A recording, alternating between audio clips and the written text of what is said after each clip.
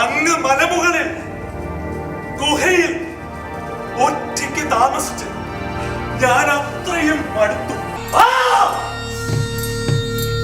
ഉറക്കത്തിൽ വെട്ടിക്കൊല്ലാനായിരുന്നു തീരുമാനം. അവിടുന്ന് എന്നെ ഭയന്നില്ല.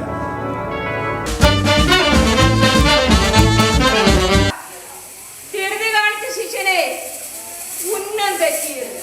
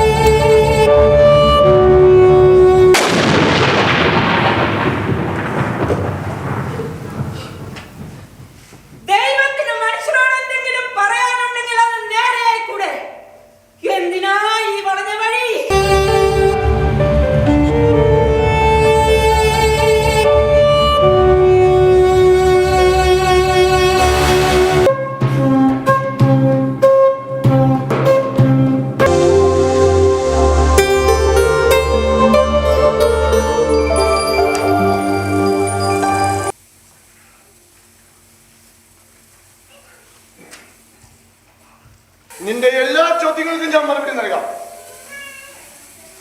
അതിനു മുമ്പ് നീ എന്റെ കൂടെ വരുമോ ഇല്ലയോ? ഇതെന്താ സ്വർണം പോലെ ഉണ്ടല്ലോ. നിങ്ങൾ എന്റെ എല്ലാ ചോദ്യങ്ങൾക്കും ഉത്തരം പറയുമെന്ന് പറഞ്ഞിട്ട് ഇന്നലെ രാത്രി കഴിച്ച നാടൻ വിഭവങ്ങളൊക്കെ എങ്ങനെ ഉണ്ടായിരുന്നു? ഈ ചിത്രം വരയ്ക്കാൻ തുടങ്ങിയപ്പോൾ ഡാവിഞ്ചിയുടെ മുമ്പിൽ വളരെ വലിയ പ്രശ്നം.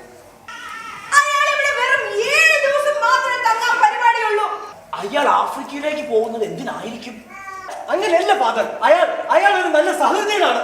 ജോബിന്റെ പുസ്തകത്തിൽ ഇങ്ങനെ പറയുന്നു, ദൈവം നൽകിയ പീഡയാൽ ശരീരമാസകലം വൃണബാധിതനായി വളരെയധികം കഷ്ടതകൾ സഹിച്ച് ഒടുവിൽ ജോബ് പോലും ദൈവത്തെ നിന്ദിച്ചു, ശപിച്ചു. എല്ലാവരുടെയും ഉള്ളിലുള്ള ആഗ്രഹം എത്രയും പെട്ടെന്ന് ഈ പട്ടിക്കാട്ടിൽ നിന്ന് പുറത്തു കടക്കുക എന്നത് തന്നെയാണ്. ഇന്നലെ ബാറിലെ അന്തരീക്ഷം വളരെയധികം ഉഷാറിലായിരുന്നു അപ്പൂപ്പ.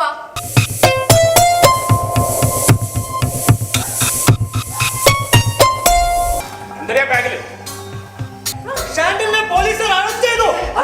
അവിടെ അറസ്റ്റ് ചെയ്തത് മോഷണം അല്ലാതെ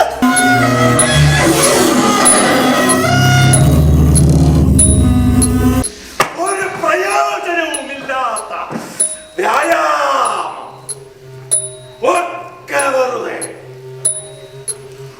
തങ്ങളുടെ ചെറിയ ജീവിതത്തിൽ സന്തുഷ്ടരായി കഴിയുന്നവർ എന്ന് ഭാവിക്കുന്നവരെല്ലാം വെറുതെയാണ്. നായ വേട്ടയ്ക്കല്ല നായാട്ടുകാർ ഇവിടേക്ക് വരുന്നത്. കൂട്ടത്തിൽ പിടികൊടുക്കാതെ ഓടിപ്പോകുന്നതിനെ കൊല്ലാനാണ് അവർ തമ്മിൽ മത്സരം. പക്ഷെ ഇപ്പം അങ്ങനെ എന്തൊക്കെയോ വരാൻ പോകുന്നു എന്നൊരു തോന്നലുണ്ട്. നിങ്ങൾ എന്തൊക്കെയായി പറയുന്നേ? ഇനി ഭൂകമ്പം ഉണ്ടാകോ? അതങ്ങനെ ഒന്നുമല്ല. ഓഹോ, അപ്പോൾ കൊല്ലാനാണ് പരിപാടി. സമ്മതിച്ചു. ആരുമറിയാത്ത ഒരു ഉൾനാടൻ ഗ്രാമത്തിൽ ഒരു പെൺകുട്ടി പണം മോഹിച്ച ഒരാളെ കൊല്ലുന്നു. ഓരോരുത്തർക്കും നേരിടേണ്ടി വന്ന അനീതി അവനവന്റെ ഉള്ളിൽ വിഷമായി കെട്ടിക്കിടക്കുന്നു. ആ വിഷം അവർ നാടുനീയിലെ പരത്തുന്നു. ശരിക്കും ചിന്തിക്കുകയാണെങ്കിൽ പുറമേ നിന്ന് വന്ന് നാട് നശിപ്പിക്കാൻ ശ്രമിക്കുന്ന അയാളും ഇവരും തമ്മിൽ എന്തു വ്യത്യാസം? ആളുകളുടെ എല്ലാ തോക്കും ഉന്നം പിടിക്കും തക്കവണ്ണം അവരെ അവിടെ ഇരുത്തണം. ഇത്രയധികം തോക്കുകളിലുള്ള വെടിയുണ്ടകൾ ഒരേ സമയമാണോ പൊട്ടുക? പിന്നല്ലാതെ ഇത്രയധികം വെടിയുണ്ടകളെ താങ്ങാനുള്ള ശേഷി ഈ തള്ളയുടെ ദേഹത്തിനുണ്ടോ? അതൊക്കെ എങ്ങനെ വേണമെന്ന് ഞങ്ങൾ തീരുമാനിച്ചുകൊള്ളാം. നിങ്ങളിപ്പോൾ അവരെ വേണ്ട വിധത്തിൽ പ്രദർശിപ്പിക്കാൻ നോക്കുക. ഈ ഭ്രാന്ത് അവസാനിപ്പിക്കാൻ നീ എന്താ അക്രമമാണ് കുഞ്ഞാണെ കാണിക്കുന്നത്? ദയവ് ചെയ്ത് എല്ലാവരും ഞാൻ പറയുന്നത് ശ്രദ്ധിക്കണം. നീ അവിടുന്ന് വാങ്ങി വന്ന കാര്യം കഴിച്ചിട്ടേ ഞങ്ങൾക്ക് തിരിച്ചു പോകണം. കുഞ്ഞാണെ നിനക്ക് ഭ്രാന്ത് പിടിച്ചോ? എനിക്ക് ഇഷ്ടമുള്ളിടത്തോളം ഞാൻ പറയും. ഇന്നിവിടെ രക്തവും ഇരുമ്പും തമ്മിൽ കൂട്ടിക്കലർത്തുന്നു.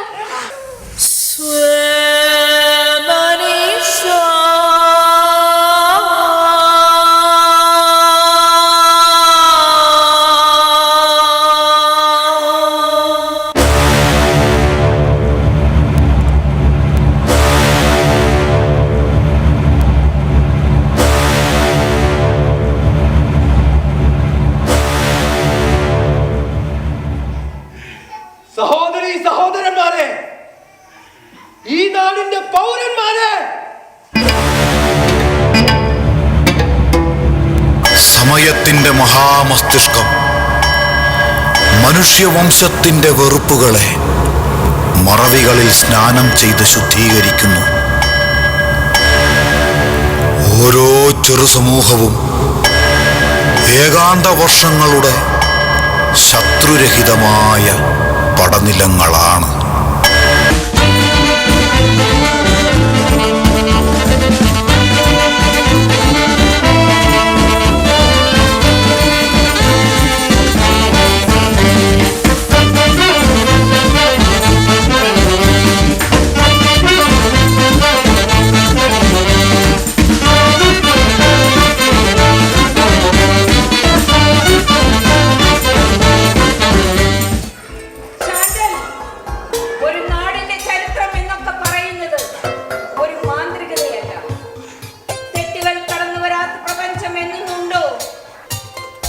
മനുഷ്യൻ തിരിയിട്ട് കളിക്കാത്ത ഈ ആകാശവിളക്കിന് താഴെ നിന്നാണ് മനുഷ്യന്റെ അഭിമുഖം തുടങ്ങുന്നത്.